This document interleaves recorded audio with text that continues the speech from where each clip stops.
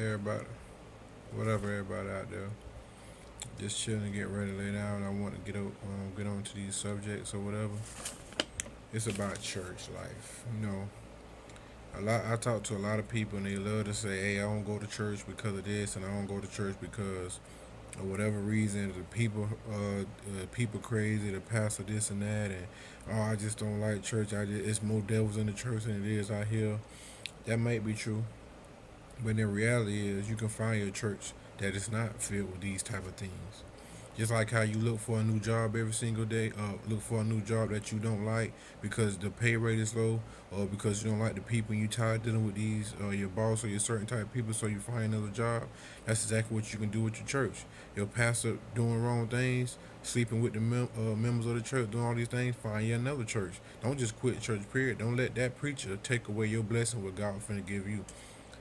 And most people don't really care because they just looking for a reason to not go to church anyway, and that's sad. And people say the members doing this. Don't let a member, another human being, get in the way of what you and God got going on. That sounds crazy. I never let nobody get in between of what me and Jesus Christ got going on. Nobody, and that's period. And I just wanted to say that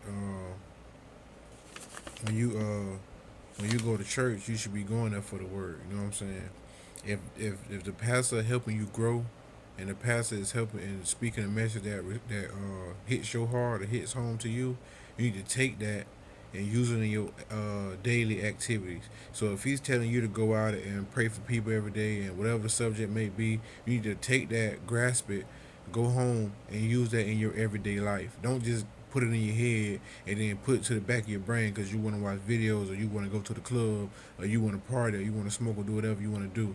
No, take that and use it in your everyday activity. Going to church is useless if you don't listen to what the pastor say and grow from it. Going to church is useless. So if you're going to church just to go to church and because that church fun and they got a lot of people you need to be trying to find another church that's gonna help you grow well with the Lord. Not that making you look good by saying I go to church every Sunday and you ain't learning nothing. Because that's like going to school every single day, going to math class and going to science class, but don't know nothing about math or science. And you went to school for 12 years of your life. That don't make no sense. So and then a lot of people love to talk about like that's people really. I'm gonna be honest with you, is people that's not saved. They love to say, I'm in my eyes, I'm good with God. Or in my eyes, I'm straight. You know what I'm saying? As long as I be a good person, I'm straight. Let me get on that subject with y'all, cause this will really get tricky at. Saying those same lines, what I just said, you're practicing the Luciferian doctrine.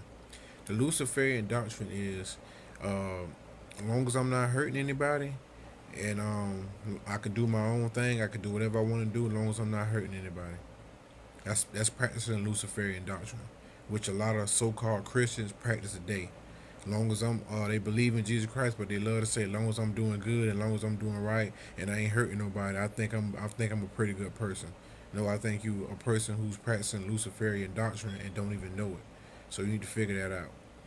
Like I said before, serving Jesus Christ is no joke. It's not playing. It's not doing what you want to do and putting God on the back end. Then when something happens, say, "Well, I'm a Christian, so God help me out." No, that's not what it's about. It's about every single day praying, praying for the lives of people, praying for yourself, praying for your family, doing what God and Jesus Christ ask you to do on a day-to-day basis. When you wake up in the morning, you should not be worrying about what I'm going to do. You should be worrying about how can I please the Lord.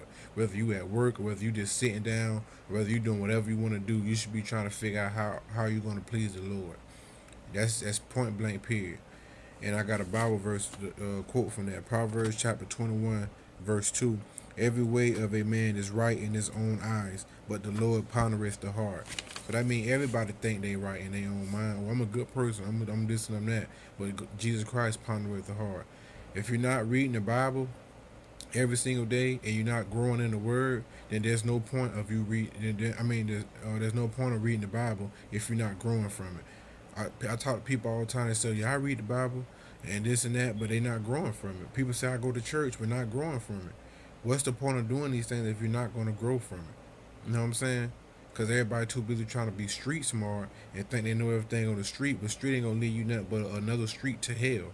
and then you're gonna be looking crazy. On Judgment Day, it's sad to say, and I don't like to look at it like this. I have changed my life for the Lord. Even when I was out there doing what I was doing, I always had in my mind, I say, Lord, if something happened to me right now and I die, I know I go to hell, and I ain't got no other choice but to accept that. And I believe that's why Jesus Christ said, you know what, I can work with somebody like you because you're not out here flogging and playing around like that. And that's why I end up changing my life for the Lord, and I'm a better person every single day now. But for you people out there love to say, oh, selling drugs and doing all these bad things and then think you're going to get into God's heaven, you have lost your last rabbit mind. You know what I'm saying? Stop letting Satan use your brain like that.